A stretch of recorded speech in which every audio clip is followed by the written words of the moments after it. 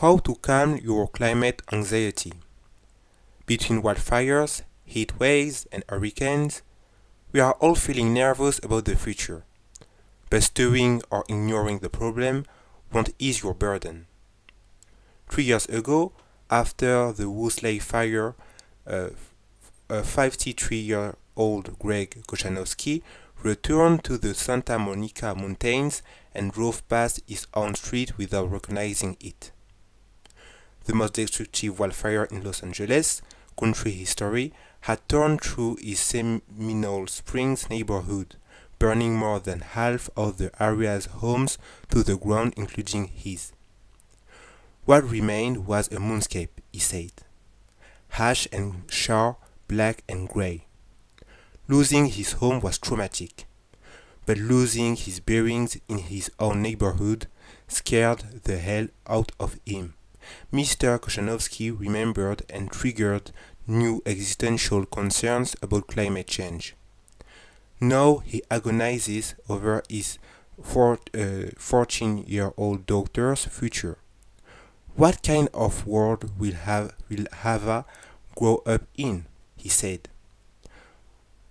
Will Southern California be uninhabitable when she is my age? Mr. Kochanowski's sense of dread fits into an array of sentiments often called climate anxiety, a term that includes anger, worry, and insecurity stemming from an awareness of a warming planet.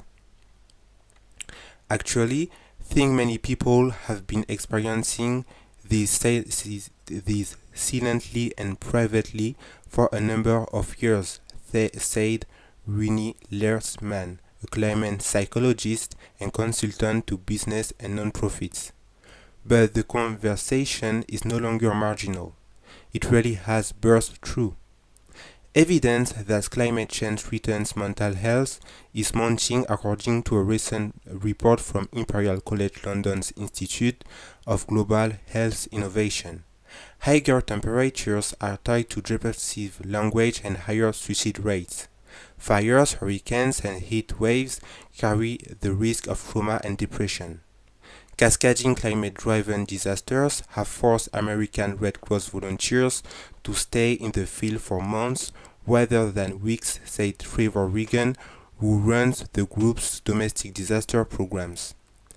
He noted that because of climate change, the Red Cross has been shifting from a focus on immediate trauma to this more chronic condition that needs a different type of mental health intervention or spiritual care.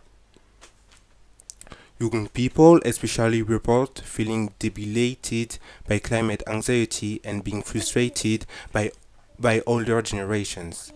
They try to understand but they don't, said a 16-year-old Ada Crandall, a climate and anti-freeway activist in Portland, Oregon.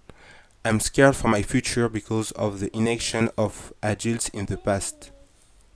Angie Poland, 49, a technical recruiter who lives near Denver, said she too experiences anxiety, grief, and dread about her hotter planet. I'm glad that I'm short for this Earth, she said. I figure I have 1/3 of my life left. I'm not upset that I only have that much time. But experts say those dark emotions can also be basis for empowerment and progress. Writing in The Lancet, researchers recently argued that climate anxiety may be the crucible through which humanity must pass to harness the energy and conviction that are needed for the life-saving changes now required.